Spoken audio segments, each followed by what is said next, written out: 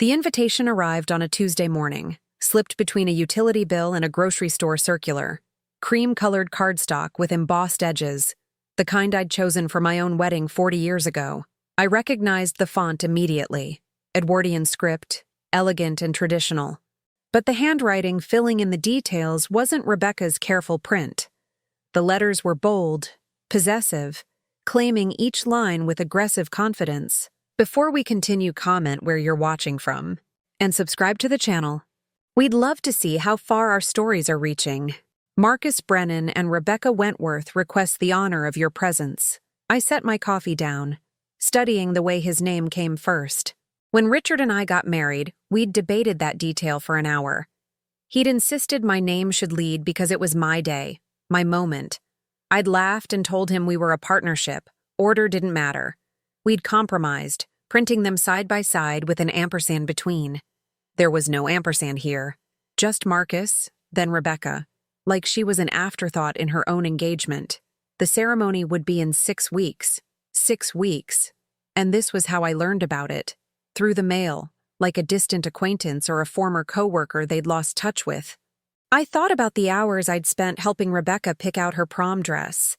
The late-night phone calls when she'd struggled through her architecture exams. The way she used to call me first with good news, bad news, any news at all. 4 months. That's how long she'd been dating this man I'd never met. 4 months, and now they were getting married. I drove to Wentworth and Associates at noon, when I knew the lunch crowd would thin out. The building looked the same as it had 3 years ago, when Richard's heart gave out in the middle of a client presentation. Red brick, brass fixtures, his name still etched into the glass door. Our name now, technically. The lawyers had explained it carefully. 68% majority shareholder, full control, his life's work in my hands. I'd been here twice since the funeral. Both times for quarterly board meetings, sitting at the head of the conference table in Richard's chair, trying not to cry while men in expensive suits talked about market fluctuations and growth projections. After the second meeting, I'd hired a management firm to handle the day-to-day operations. I couldn't stomach the building, couldn't breathe in the space where he'd collapsed. The elevator still made that clicking sound on the 3rd floor. The hallway still smelled like lemon furniture polish and expensive cologne. Richard's office was at the far end, windows overlooking the park where we'd eaten lunch together every Friday for 15 years. The nameplate next to the door read, Marcus Brennan, Vice President of Operations. My throat closed. I stood there, hand on the door frame, staring at brass letters that shouldn't exist. The management firm had assured me they'd leave Richard's office empty, a respectful gesture while I decided what to do with his things. His books were supposed to be on those shelves, his fountain pens in that desk drawer, the photograph of Rebecca's college graduation on that credenza. Through the glass wall, I could see a man sitting in Richard's chair. The leather chair we'd picked out together at an estate sale, the one with the worn armrest where Richard always drummed his fingers when he was thinking. The man was younger than I'd expected, maybe early 40s, with dark hair and sharp features. He was on the phone, feet propped on the desk, laughing at something the person on the other end said. He saw me and straightened immediately. Hung up. Stood. When he opened the door, his smile was practiced and empty. Mrs. Wentworth, what a pleasant surprise. You're sitting in my husband's chair. Yes. The management firm said the office was available for executive use. I can certainly move if... How long have you worked here? 2 years. I transferred from our Cincinnati branch. His voice was smooth, rehearsed, like he'd prepared for this conversation. I'm actually glad you stopped by. I've been wanting to meet you, especially now that Rebecca and I... She didn't mention you worked here. Something flickered across his face. Satisfaction, maybe, or triumph. We kept our relationship private. Workplace romance policies, you understand. Wouldn't want anyone thinking there was favoritism involved. Favoritism. He said it like he was an entry-level employee, not the man sitting in a dead man's office using a dead man's desk, courting a dead man's daughter. I'll have the chair moved, I said. Richard's things should have been packed 3 years ago. Of course. I'll have my assistant. I'll do it myself. This weekend. His smile never wavered. Whatever you prefer, Mrs. Wentworth. And congratulations are in order, I hope? Rebecca said you received the invitation. I did.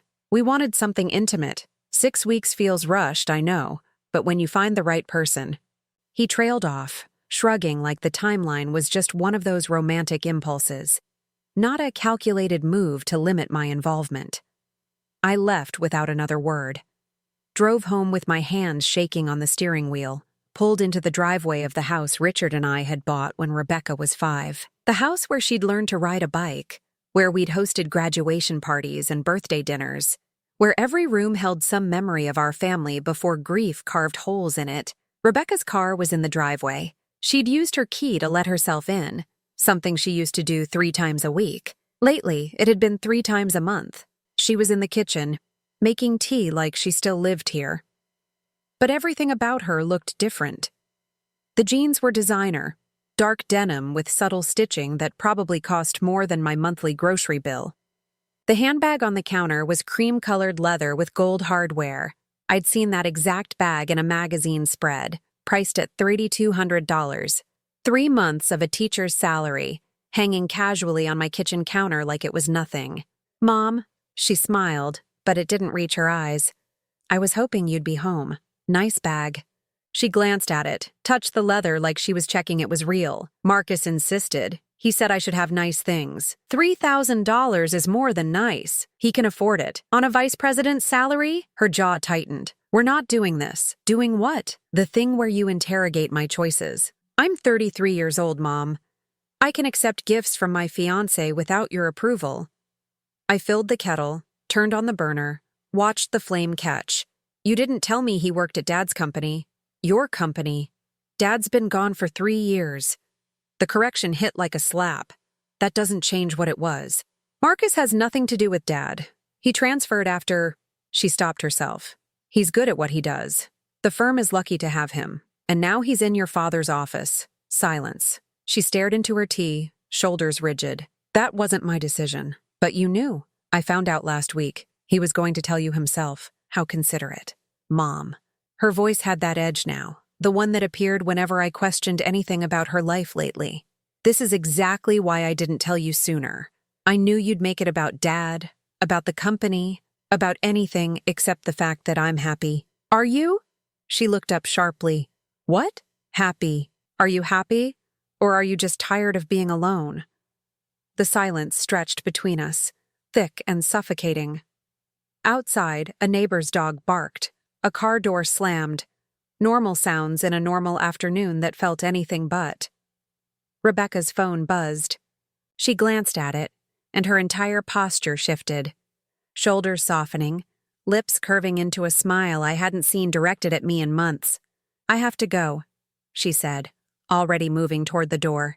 Marcus is waiting. Rebecca. I'll see you at the engagement dinner. Sunday at Aunt Patricia's, 6 o'clock. She paused at the threshold, handbag looped over her shoulder like armor. Try to be supportive, okay? For once. The door clicked shut behind her. I stood in my kitchen, surrounded by the ghost of every family meal we'd ever shared here, listening to her car start and pull away. The kettle began to whistle, a sharp, lonely sound that filled the empty house. I turned off the burner and picked up the invitation again. Marcus Brennan and Rebecca Wentworth. His name first, claiming space.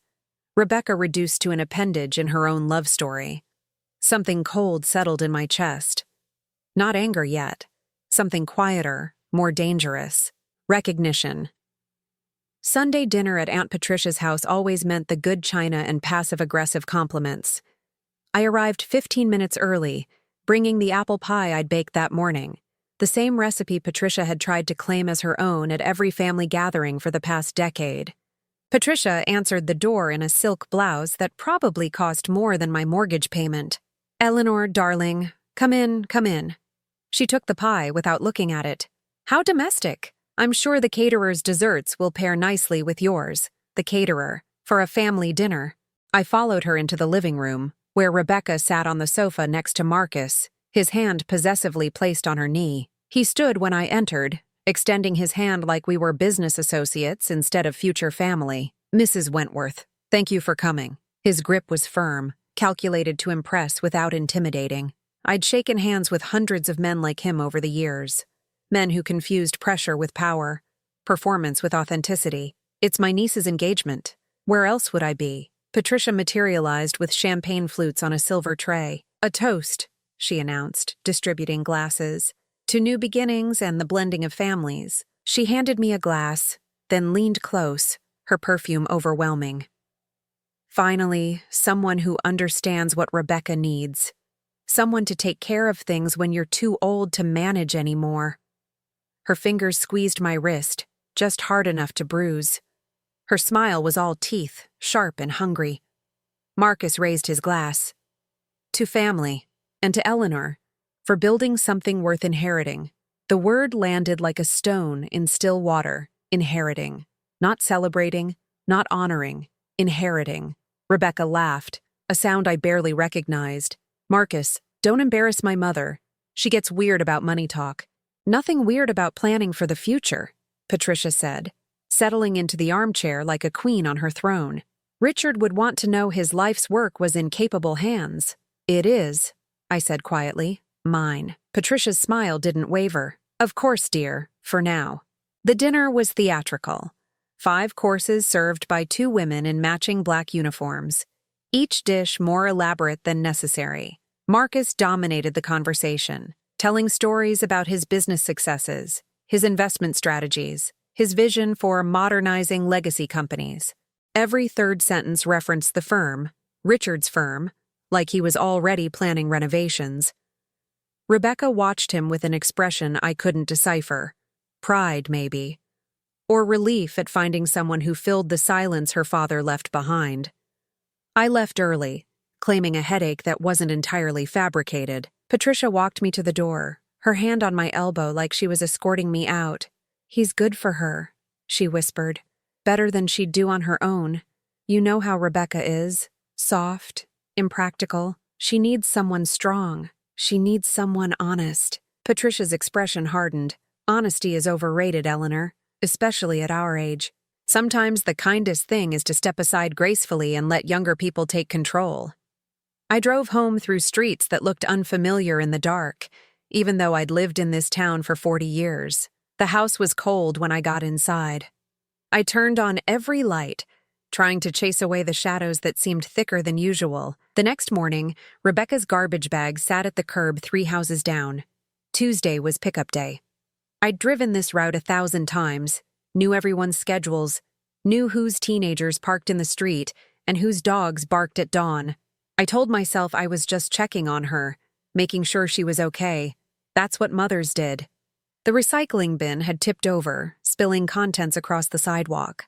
I parked, got out, started collecting scattered papers, flyers, empty wine bottles, takeout containers from restaurants too expensive for a teacher's salary. Then I saw the photographs. They were torn in half, then quarters, like someone had ripped them in a rage and immediately regretted it. I pieced together the first one on my car hood. A woman, maybe 50, standing in front of a lake house. The next showed the same woman with Marcus, his arm around her waist. The back of the photo had a date. August 2019. There were 6 more. Different women, different houses, different years. But always Marcus. Always the same possessive stance. Always the same calculated smile. One photo had annotations in Marcus's handwriting. I recognized his aggressive script from the invitation. Next to the woman's image, he'd written, Net worth 2, 1M, inheritance 2020, viability 810. Viability? Like she was a business prospect, not a human being. My hands shook as I gathered every piece, shoving them into my purse. I was pulling away when a car turned onto the street, a silver sedan that looked too new, too expensive for this neighborhood. It parked in Rebecca's driveway. A woman got out, moving slowly, like every step hurt. She was thin, almost skeletal, with gray hair pulled back in a severe ponytail. She stood at my car window, studying my face with hollow eyes. You're Rebecca's mother. Not a question. Yes. I'm Sarah Kendrick. I was engaged to Marcus Brennan in 2019, the lake house woman. I saw it now, beneath the damage. The same bone structure, the same straight nose. But something had broken her, carved her down to nothing. Can we talk? She asked. Please, before it's too late. We sat in my car because she said she couldn't go inside anywhere, couldn't be trapped. Her hands trembled in her lap, fingers picking at old scars on her wrists, thin white lines that looked deliberate. He was perfect at first, she said. Attentive, generous, supportive. My husband had died 2 years earlier. Cancer. I was lonely, vulnerable. Marcus knew exactly what to say. How did you meet? He worked for my husband's investment firm. Started 6 months before David died. Marcus was always helpful, always available. After the funeral, he just stayed. The parallel made my stomach turn. Marcus transferring to Richard's firm, Marcus in Richard's office, Marcus courting Richard's daughter. We got engaged after 4 months, same as your daughter. Sarah's voice was flat, affectless, like she'd told this story so many times it had lost its power to hurt. He moved into my house, started making improvements, said he wanted to take care of me, manage the finances so I didn't have to worry. I was grateful. I'd never been good with money. What happened? She pulled up her sleeve. Burn scars ran from her wrist to her elbow, circular and deliberate. I found papers in his office.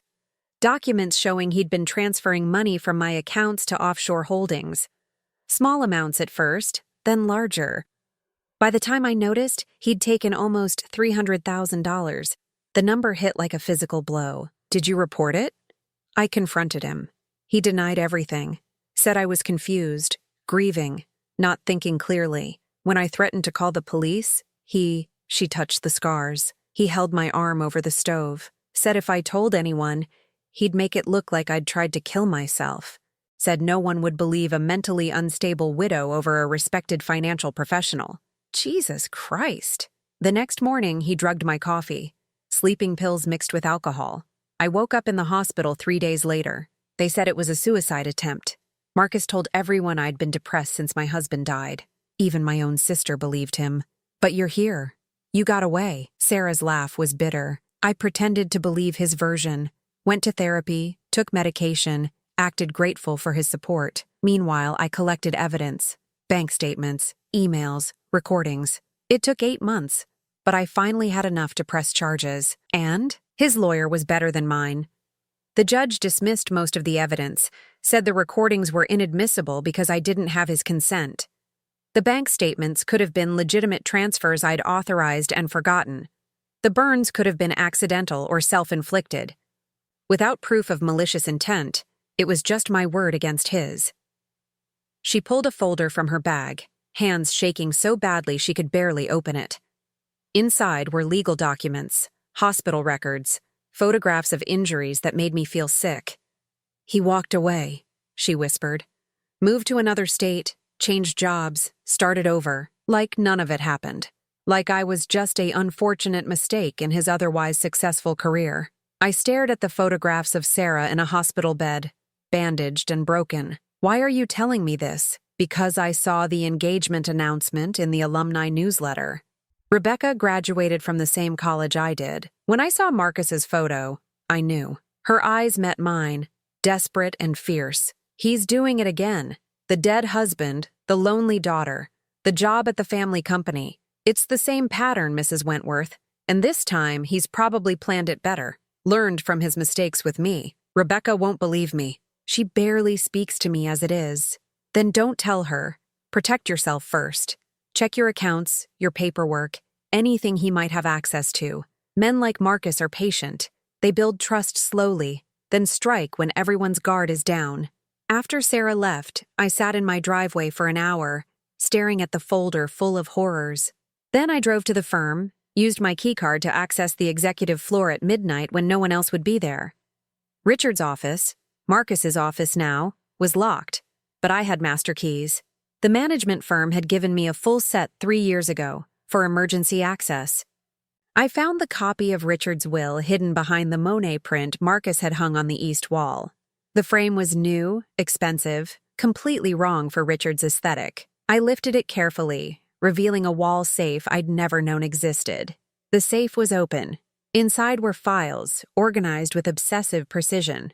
Financial projections for the firm, shareholder agreements, legal documents about estate transfer procedures, and a handwritten ledger, pages of notes in Marcus's aggressive script.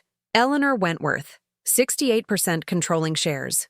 No other heirs. Estimated value $4, 2 NM. Timeline. Establish trust with daughter. Isolate from support network. Assess mental competency. Facilitate transfer. Estimated completion. 18 to 24 months post-marriage. The words blurred. I photographed everything with shaking hands, then replaced the files exactly as I'd found them. Driving home, I remembered Patricia's whispered words at dinner. Step aside gracefully and let younger people take control. She'd known, or suspected, or worse, she was part of it. The house was still lit up when I arrived, every window glowing like a beacon.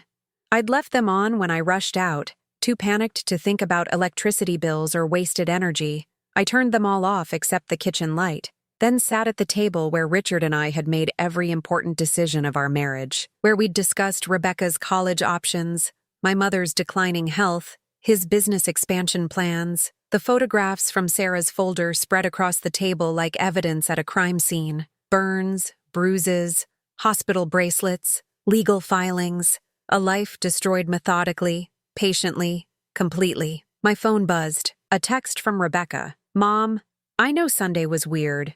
Patricia means well. Can we have lunch this week? Just us? Just us.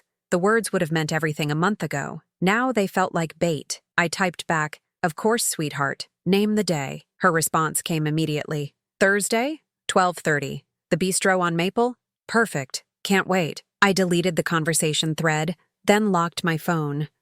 Outside, a car drove past slowly, headlights sweeping across my kitchen walls. It paused at the curb, idling, then moved on. Probably just a neighbor. Or someone lost. Or Marcus, checking to see if I was home, if I was asleep, if I was vulnerable. I sat in the dark, watching shadows move across the walls, and began making a list of everything I needed to protect. Thursday lunch never happened. At 11:47 a.m., I was basting the roast chicken I'd planned to bring Rebecca as a peace offering when the doorbell rang. Through the frosted glass, I could see two figures. One tall, one shorter. Official postures. Official suits.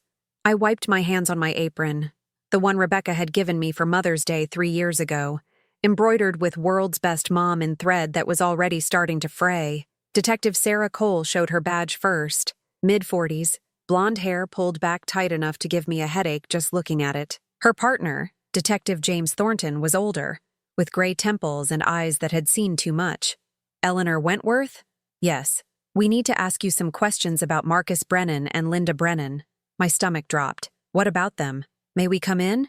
I stepped aside, and they entered like they owned the space, eyes scanning every surface, cataloging every detail. Cole's gaze lingered on the photographs covering the hallway wall, Rebecca's graduation, Richard's last birthday, family vacations that felt like they'd happened to different people. Mrs. Wentworth, have you had any contact with Marcus Brennan or his mother Linda in the past 72 hours? Marcus was at my sister-in-law's house on Sunday. That's the last time I saw him. And Linda Brennan? I've never met her. Thornton pulled out his phone, swiped, turned the screen toward me. A woman in her 60s, soft features, gray hair styled in careful waves. She looked like someone's grandmother, someone who baked cookies and volunteered at church fundraisers. You're certain you've never seen this woman? Never. Cole exchanged a glance with her partner. Mrs.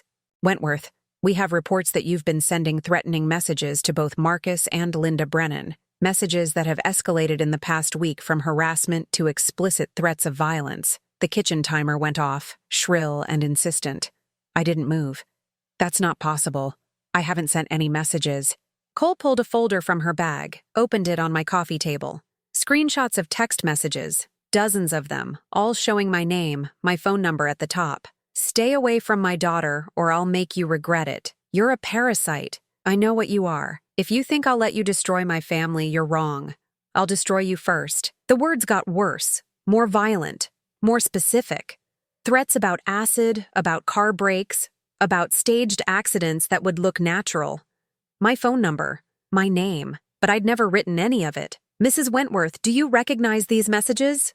No, I mean, that's my number, but I didn't send those. Your number, your name in the contact list, sent from your device. Then someone cloned my phone, or hacked it. I don't know how this works, but I didn't write those things. Thornton leaned forward, voice gentle in a way that made me more afraid. Mrs. Wentworth, Linda Brennan filed a police report 3 weeks ago. She claims you confronted her in a grocery store parking lot, threatened her son, called her terrible names. She was frightened enough to file for a restraining order. 3 weeks ago, I was in Cincinnati visiting my estate lawyer. I have receipts, calendar entries, witnesses. We'll need to verify that. Cole was typing notes on her phone. Do you have any history of mental health issues? Memory problems? Confusion about dates or events? The question landed like a punch. No. I'm 61 years old, and I'm perfectly healthy. When's the last time you saw a doctor? What does that have to do with— Just answer the question, please. 6 months ago. Annual physical. Clean bill of health. The front door opened without warning. Rebecca stood in the entrance, keys in hand, face pale. Behind her, Marcus hovered like a shadow. Mom, what's going on? Cole stood. Miss Wentworth, thank you for coming. I know this is difficult. Rebecca, what are they talking about? But even as I asked, I knew. The setup was complete, the trap fully sprung. Rebecca wouldn't look at me. She stared at the floor, at the walls, anywhere but my face. Mom, have you been following Marcus? What? No. His mother said you approached her, that you threatened her. I've never met his mother. Rebecca, look at me. Look at me. She finally did, and what I saw there was worse than anger. It was pity, sad, resigned pity, like she was watching something inevitable and tragic play out. Detective Cole said you've been sending messages, violent messages. Someone cloned my phone. Someone is trying to make me look unstable. Marcus stepped forward, all concern and gentle authority. Eleanor, no one's trying to hurt you. We're worried about you. Rebecca's been worried for months. The memory lapses, the paranoia, the way you've been acting since Richard died. Don't you dare use his name! Mom! Rebecca's voice cracked. Please, just talk to them. Let them help you. Help me? They're accusing me of crimes I didn't commit. Thornton cleared his throat. Mrs. Wentworth, Linda Brennan filed her report on October 12th, the same day she claims you confronted her. Can you tell us where you were that day? October 12th. I grabbed my phone, pulled up my calendar. There it was. Appointment with Howard Chen, estate attorney, 2 eyes p.m. in Cincinnati. I'd left at noon, got home around 7. Traffic had been terrible coming back. I was in Cincinnati all afternoon. I can prove it. We'll need documentation. But Mrs. Wentworth, even if you weren't physically present in the grocery store parking lot, the messages are real. They came from your phone. Then someone stole my phone, or copied it, or— I stopped, memory surfacing like something drowning. Thanksgiving. Marcus had been in my house for Thanksgiving dinner. Rebecca had invited him without asking, and I'd agreed because I was trying, because I wanted to be supportive. He'd helped clear the table, asked to use the restroom, been gone for almost 15 minutes while I carved the turkey I'd spent 2 days preparing. Marcus was in my house. Thanksgiving. He could have— Mom, stop. Rebecca's voice was sharp now, embarrassed. Just stop. This is exactly what Detective Cole warned me about. The paranoid accusations, the conspiracy theories. What did she warn you about? Cole's expression was professionally sympathetic. Miss Wentworth came to us 2 days ago. She's been concerned about your behavior for several months. The social isolation, the fixation on her relationship, the increasingly erratic statements about Marcus and his family. We suggested she might want to consider a medical evaluation for you. The room tilted. Rebecca, you went to the police about me?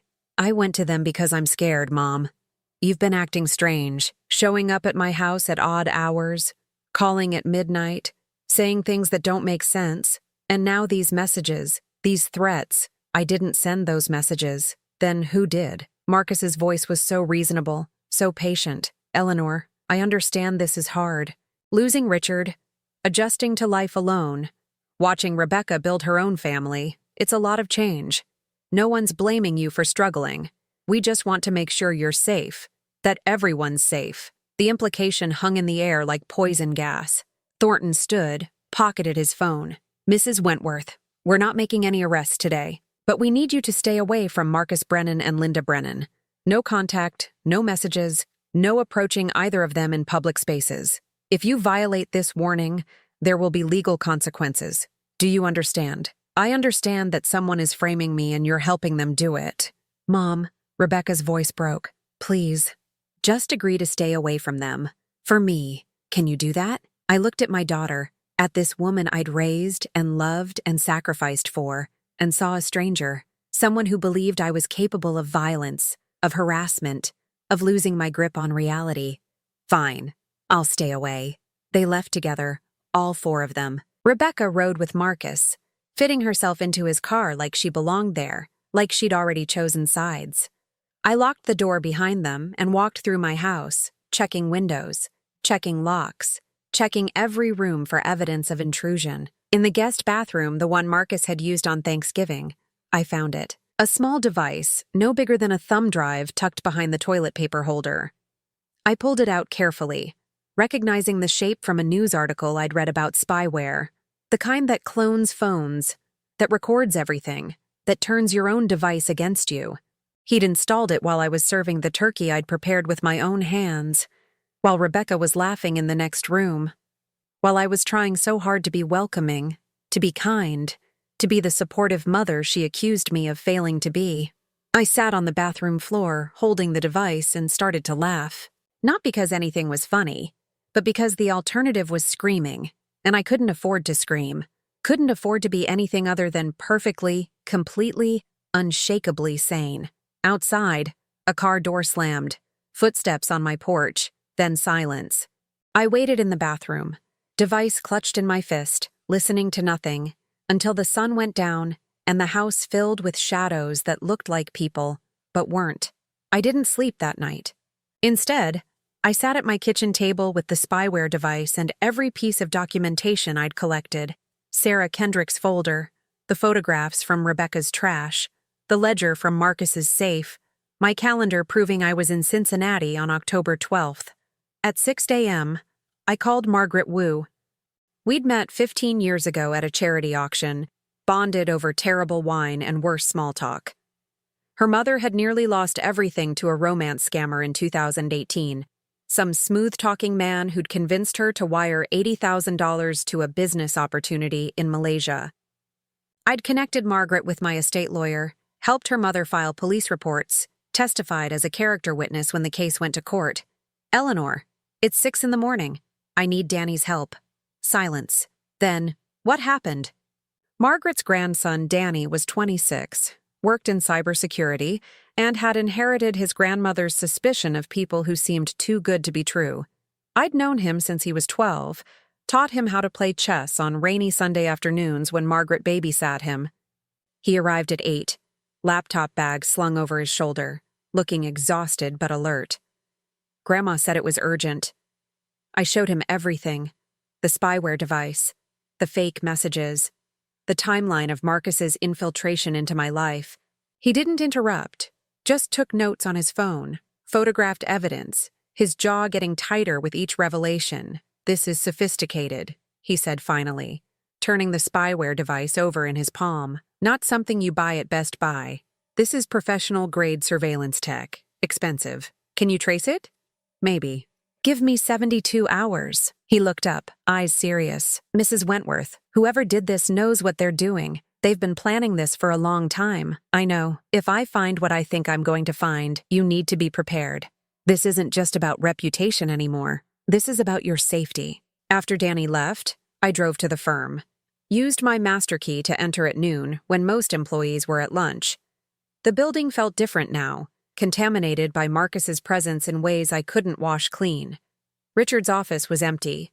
I worked quickly, methodically, checking every hiding place I could think of. Found 3 more files Marcus had added since my last visit. Detailed financial projections showing what he planned to do with my 68% controlling shares once he had access. Sell to a competitor for $6, $2 million. Liquidate within 6 months of acquisition. My husband's life work, reduced to an exit strategy. I photographed everything, then found what I was really looking for. Marcus's laptop, locked in his desk drawer. Danny had given me a thumb drive with something he called forensic imaging software.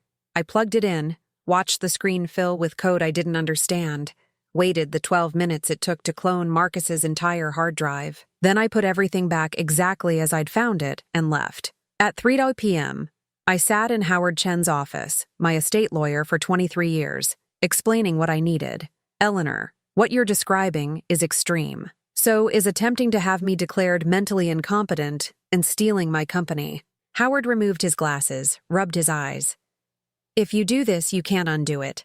Once the money's in an irrevocable trust with those conditions, it's gone. Even you won't be able to access it. That's the point. He drafted the papers while I waited, watching traffic move past his windows. People going about normal lives, unaware that other people's lives were falling apart in conference rooms above their heads. The trust was simple and brutal. $800,000 transferred immediately into an irrevocable trust for Rebecca, accessible only when she turned 40. No exceptions. No early withdrawal for emergencies, marriages, or hardships. The trustee was Howard's firm, not me, not Marcus, not anyone Rebecca could manipulate or who could manipulate her. She'll be furious, Howard warned. She's already furious. At least this way she'll have something left when she finally wakes up. I signed the papers at 4:47 p.m. Watched Howard notarize them, file them, make them real and irreversible. The money Richard and I had saved for Rebecca's future, now locked away from Marcus's reach. But $800,000 wasn't enough. My controlling shares were worth over $4 million. Marcus wouldn't stop just because one account was protected. That night, Danny called. I found something. You need to see this. He came over at midnight, laptop open on my kitchen table, showing me things that made my hands shake. Marcus's hard drive contained folders labeled by women's names. Sarah Kendrick was there, financial records, medical documents, photographs of her injuries. But there were 5 others. Michelle Rodriguez, 2015. Jennifer Walsh, 2017. Amanda Price, 2020. Each folder contained the same pattern: initial research, financial assessment, relationship timeline, extraction strategy, and a new folder, created 6 months ago, Rebecca Wentworth. Inside were photographs of my daughter I'd never seen. Taken from a distance, candid shots of her leaving school, grocery shopping, meeting friends for coffee, research notes about her salary, her habits, her vulnerabilities. A psychological profile that made my skin crawl. Isolated, recent loss of father, seeking male approval, responds well to financial gestures. Mother is the primary obstacle, elderly, emotionally invested, suspicious. Recommend, rapid engagement, isolation tactics, discredit through mental health concerns. There's more, Danny said quietly. He opened another folder, audio files dated from Thanksgiving. Marcus's voice, clear and calm. The spyware's installed. She'll never know. By Christmas, we'll have enough fake messages to build a harassment case. By Valentine's Day, Rebecca will be convinced her mother's losing it. By summer, we'll have conservatorship and control of the shares. Linda's voice responded, "What if she fights it?" She won't. She's old, alone, and everyone already thinks she's unhinged. Who's going to believe her? I sat very still, listening to them plan my destruction in my own bathroom while I carved turkey in the next room. There's one more thing, Danny said. This file is labeled Phase 4. He opened it. A detailed document describing how to stage an accidental overdose, my prescription medications, my wine preference, the timing that would make it look like suicide, lonely widow, estranged daughter, declining mental health, even a draft of the obituary Marcus had written. Eleanor Wentworth, 61, passed away peacefully at home. "I'm calling the police," Danny said. "No, Mrs. Wentworth, this is a murder plot. You can't. The police think I'm a dangerous, unstable woman who harasses innocent people. If you call them now, Marcus will destroy this evidence and disappear. I need to finish this the right way." "What way?" I looked at the screen, at my own death planned out in careful detail, and felt something cold and clear settle in my chest. His way, patiently, completely, with documentation. Danny worked through the weekend, building an evidence file that would be impossible to dispute. Every conversation recovered from the spyware, every photograph from Marcus's collection of previous victims, every financial record showing the pattern of theft, every detail of the murder plot. Monday morning, I convened an emergency board meeting at Wentworth and Associates, used my authority as majority shareholder to require attendance. Marcus came, confident and smiling, probably thinking I was going to announce retirement. Instead, I placed 6 copies of Danny's evidence file on the conference table. Gentlemen, we have a situation that requires immediate action. I walked them through it, page by page. Watched Marcus's face change from confusion to rage to something close to fear. Watched the board members flip through documents, their expressions hardening. "This is insane," Marcus said. "She's fabricating." "We had the evidence analyzed by 3 independent cybersecurity firms," I said. "All verified it's authentic. Your devices, your accounts, your voice on the recordings." I looked at him directly. "You're fired, Mr. Brennan. Effective immediately. Security will escort you out. If you're on company property after noon today, you'll be arrested for trespassing." He stood shaking. "You can't do this. I'll sue. You'll leave. Now." Security appeared at the door. Marcus looked at each board member, finding no allies, no sympathy, just disgust and legal liability concerns. As they escorted him out, I called Howard Chen. "File everything. Police reports, civil suit, restraining order, all of it." Then I called Rebecca. I chose the restaurant deliberately. Bistro Marchand, the same place where Richard and I had celebrated Rebecca's college graduation, where he'd ordered champagne and told embarrassing stories about her childhood science projects until she'd laughed so hard she cried. The memory would either break through her defenses or destroy what was left of us completely. Rebecca arrived first, sitting at a corner table with her back to the wall. Defensive positioning. When she saw me, she didn't stand, didn't smile, just waited. "Thank you for coming," I said, sliding into the opposite chair. "Your message said it was urgent, that it was about Marcus." Her voice was flat, careful. "If this is another attempt to, he planned to kill me." The words landed like stones in still water. Rebecca's expression didn't change, but her hands tightened around her water glass. "Mom, we've been through this. The police said the police didn't have this." I placed Danny's tablet on the table, evidence file already open. "Start with the audio from Thanksgiving. The conversation Marcus had with his mother in my bathroom while I was serving turkey." "I'm not listening to—" "Rebecca, please. Just this once, listen." Something in my voice must have reached her because she picked up the tablet, put in the earbuds I'd brought. I watched her face as Marcus's voice filled her ears, explaining how the spyware worked, how long it would take to discredit me, how they'd establish conservatorship and control of my shares. Her hands started shaking halfway through. "Keep going," I said quietly. "There are 5 more files, 1 for each woman he's done this to before you." She listened for 20 minutes, face growing paler with each recording. When she reached the file labeled Phase 4, the document describing my planned death, she pulled out the earbuds and pushed the tablet away like it was burning her. "No, this is, someone faked this. Marcus wouldn't." The files were recovered from his laptop by a cybersecurity expert. 3 independent firms verified authenticity. The police have copies now. So does the district attorney. "You're lying." "I wish I was." She stood abruptly, chair scraping against hardwood. "I need to talk to Marcus. He'll explain." "He can't. He's been fired from the firm and served with a restraining order. If he contacts either of us, he'll be arrested."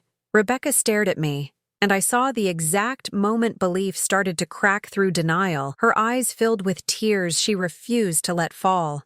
"He loves me. He researched you for 6 months before asking you out. There are photographs on his computer. Pictures of you taken from a distance, notes about your salary, your vulnerabilities, your viability as a target. He called you an access point. Stop. He told his mother you were emotionally convenient because you'd just lost your father. Stop it. Rebecca, he's a predator. He's done this to 5 other women. One of them nearly died. Her name is Sarah Kendrick, and she has burn scars where he held her arm over a stove when she tried to leave. She sat back down, heavily, like her legs had given out. "Why are you doing this?" "Because you're my daughter. Because I love you. Because I won't let him destroy you the way he destroyed those other women. You put $800,000 in a trust I can't touch until I'm 40. Yes, because you don't trust me. Because I trust you to eventually see the truth.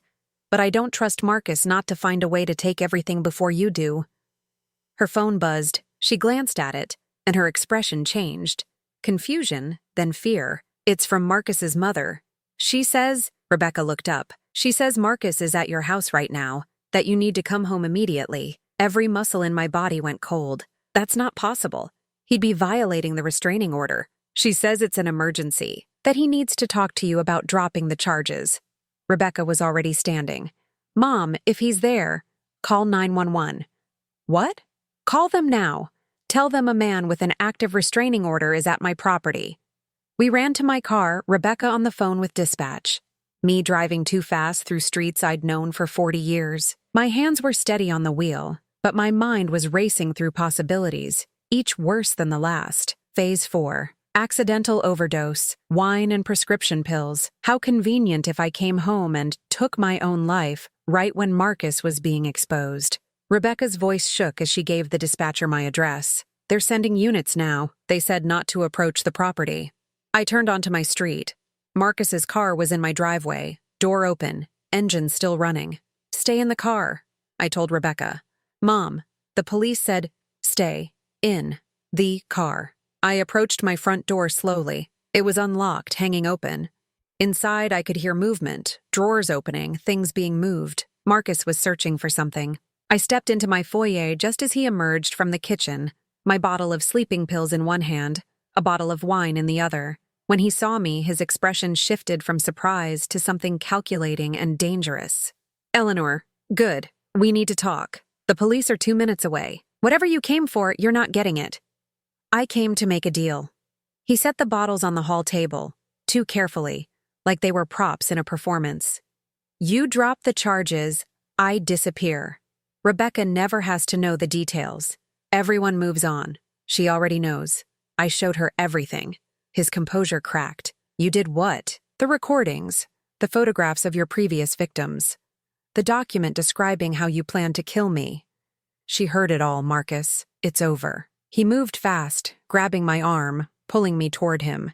His grip was iron strong, painful. "You stupid woman. You could have just died quietly. Could have saved everyone the embarrassment. But you had to make it complicated. Let go of me. Your daughter was supposed to love me, supposed to believe me over you. I spent months building that trust, and you destroyed it in one afternoon." His voice was rising, losing the smooth control he usually maintained. "Do you have any idea how hard I worked? How perfectly I planned this?" The front door burst open. Rebecca stood there, phone in hand, recording. "Let her go, Marcus." "Rebecca, sweetheart." I said, "Let her go." He released me, stepping back, hands raised. "This isn't what it looks like. Your mother, she's been—" "I heard the recordings. I saw the files. I know what you are." Rebecca's voice was steady now, cold in a way I'd never heard before. "The police are outside. You have about 30 seconds before they come through that door. You're making a mistake. Everything I did for us.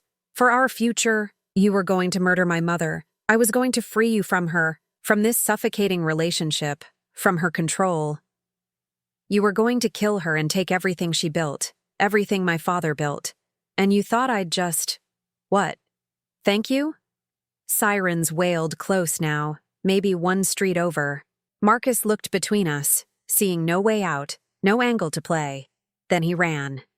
Straight out the back door, through the kitchen, into the yard where Richard had planted roses every spring. We heard him hit the fence, heard wood splinter, heard shouting as police came around the side of the house.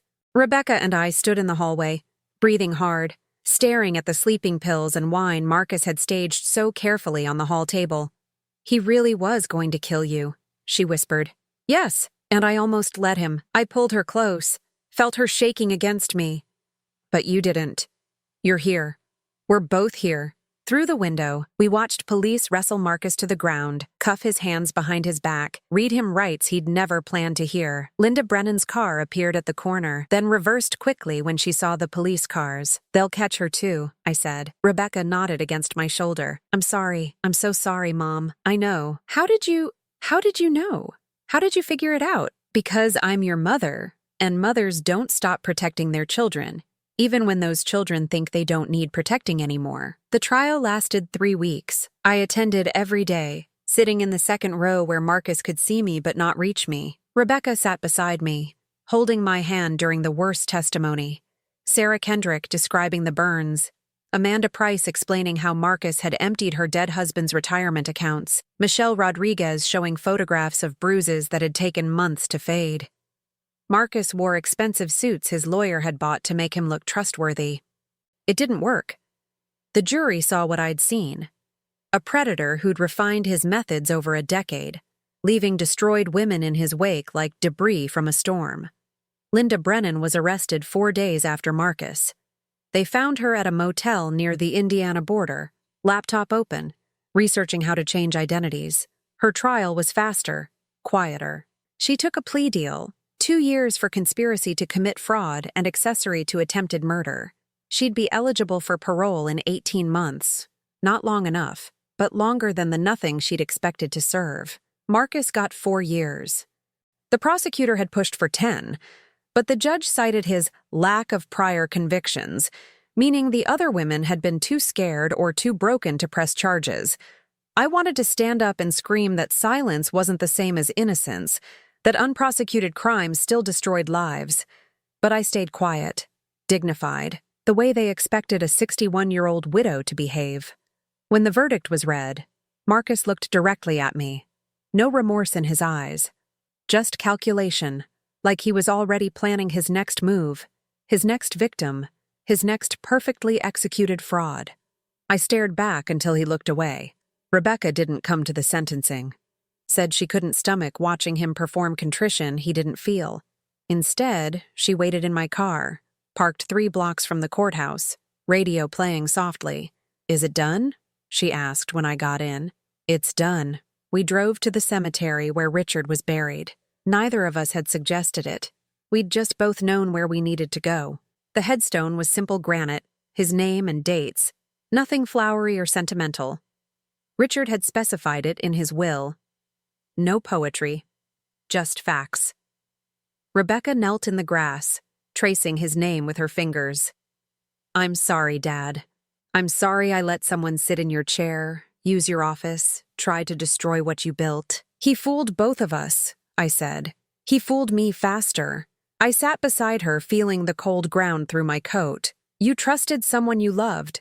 That's not a weakness, Rebecca. That's being human. It almost got you killed, but it didn't. We're here. We survived." She pulled something from her pocket. Marcus's engagement ring, the one he'd given her at Patricia's house. The diamond caught sunlight, throwing rainbow fractals across the headstone. "What should I do with this?" "Whatever helps you heal." She stood, walked to the edge of the cemetery where Richard had planted a rosebush years ago.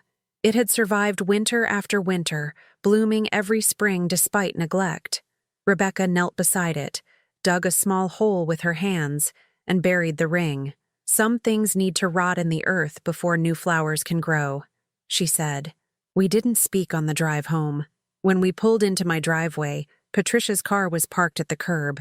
She stood on my porch looking older than I'd ever seen her, makeup unable to hide the exhaustion. "Eleanor, I need to talk to you." "No, please. I didn't know what Marcus was planning. You have to believe. I don't have to believe anything." I walked past her, key already in hand. "You helped him isolate Rebecca.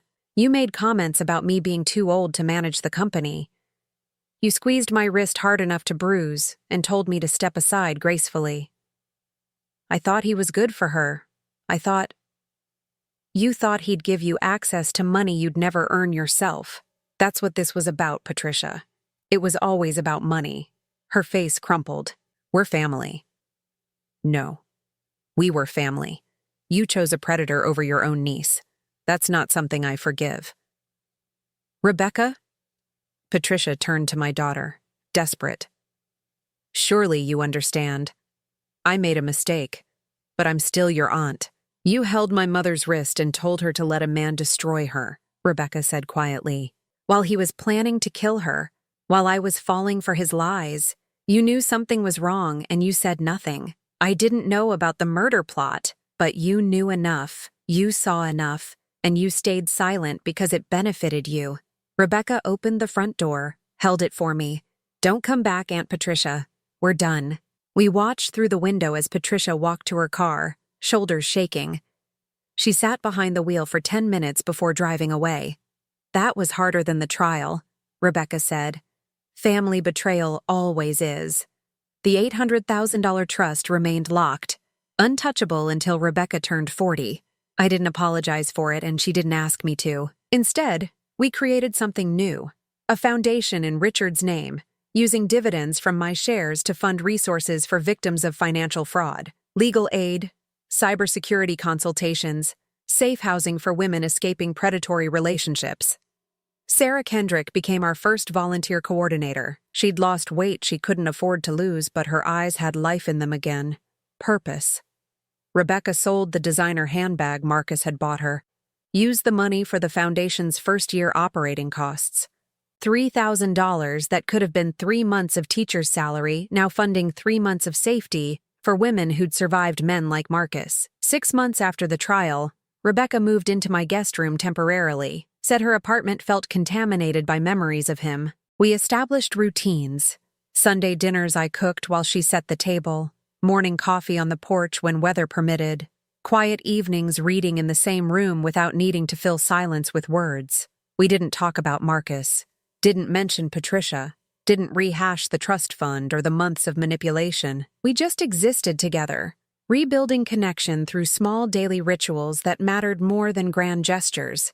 One Sunday, while washing dishes, Rebecca said, "I looked at colleges that offer night programs for architecture students. Thought I might finish my master's degree." "That's wonderful. The foundation's growing. We'll need someone who understands building codes and safety regulations for the housing project." I handed her a plate to dry. "Richard would be proud of you." "I hope so." She set the plate carefully in the cupboard. "I hope he knows I'm trying to fix what I almost destroyed." He knows. That evening, I sat alone in my garden, watering the roses Richard had planted. They'd survived Marcus's destruction attempt just like everything else, bent but not broken, scarred but still blooming. The house behind me was lit up, Rebecca moving through rooms that were slowly becoming hers again. Not the same as before, but something new, something earned through pain and rebuilt with intention. I didn't forgive Marcus, didn't forgive Linda, didn't forgive Patricia. Some things don't deserve forgiveness. Some betrayals are too calculated, too cruel, too complete. But I built something better than forgiveness. I built protection. I built justice. I built a future where other women might survive what I survived, might see the patterns I learned to recognize, might escape before men like Marcus could destroy them. The trust fund sat untouched, $800,000 growing quietly, waiting for Rebecca to reach 40 and claim it. Not because I didn't trust her, but because some gifts require time to understand their value. The roses bloomed. The foundation grew. Rebecca healed. And I learned that surviving isn't the same as winning, but it's enough. It's more than enough.